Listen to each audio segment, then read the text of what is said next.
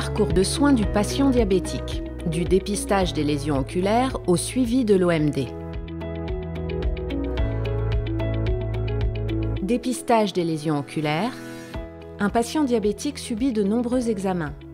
Si les médecins généralistes et diabétologues le sensibilisent dès le diagnostic à la nécessité de réaliser un fond d'œil annuel ou tous les 2 ans, seul environ un patient sur 2 consulte. Pourquoi?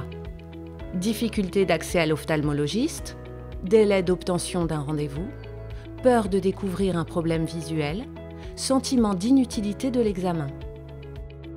Ce dépistage est essentiel car certains patients diabétiques vont développer un OMD. Ce risque augmentant en fonction du type et de la durée d'évolution du diabète, de la qualité du contrôle glycémique et de l'hypertension artérielle, de la sévérité de la rétinopathie diabétique, mais aussi en cas de chirurgie oculaire. Les patients ne vont pas forcément en saisir la gravité car l'OMD est peu médiatisé. L'ophtalmologiste n'explique pas forcément suffisamment les conséquences et elle entraîne une dégradation lente et progressive de l'acuité visuelle. Traitement de l'OMD. En cas d'OMD avec BAV de 5/10, l'ophtalmologiste prescrit des IVT. Le choix du traitement est important et doit tenir compte des facteurs anatomiques et fonctionnels et aussi du ressenti patient, de sa disponibilité ou de ses antécédents médicaux. Ce n'est pas toujours le cas.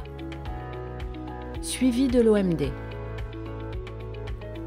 Les patients vont avoir des rendez-vous réguliers avec l'ophtalmologiste, mais 27% annulent ou ne se déplacent pas pour différentes causes dont l'anxiété, des troubles du sommeil, une perte d'appétit ou un sentiment d'inutilité du traitement. Une acuité visuelle diminuée ou basse va démotiver le patient, ce qui en cas de réponse thérapeutique insuffisante devrait pousser à réévaluer précocement la prise en charge. D'autres causes peuvent entraîner une sortie du parcours de soins, comme un âge avancé, une mobilité réduite ou un besoin d'assistance pour se déplacer. Au-delà d'1 an, un patient sur 5 va interrompre sa prise en charge. Le médecin traitant ou le diabétologue n'en sera pas toujours informé, ce qui pourrait être optimisé afin de remotiver le patient et de le rendre acteur de sa prise en charge.